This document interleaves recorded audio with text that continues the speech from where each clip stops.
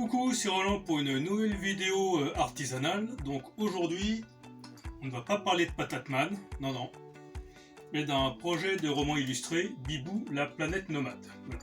Mais partez pas, ça va être intéressant.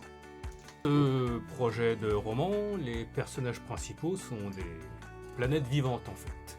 Donc là nous avons Bibou, c'est synchroné préparatoire, où donc on voit que c'est une planète qui fait 10 000 km de diamètre. Elle a des yeux télescopes pour lui permettre de voir comme ses congénères dans l'espace. Elle a également des évents réacteurs naturels, ce qui lui permet de se déplacer comme un vaisseau spatial vivant. Et elle a 2 milliards d'années, donc c'est une petite jeune.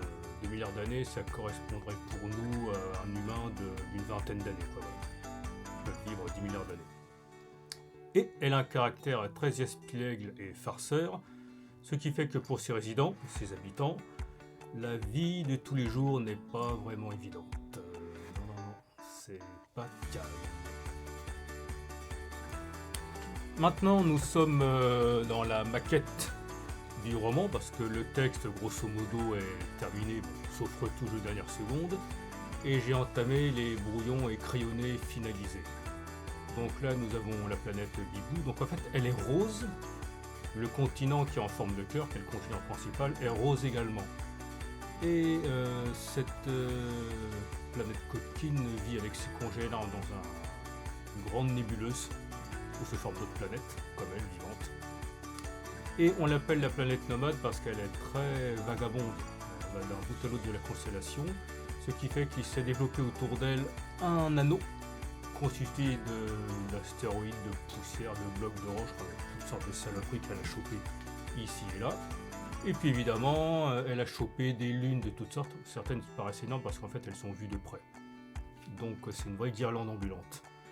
Et elle s'amuse aussi à faire des farces, c'est-à-dire elle se pointe sur l'orbite d'une planète, un de ses congénères, puis elle s'amuse à provoquer des éclipses.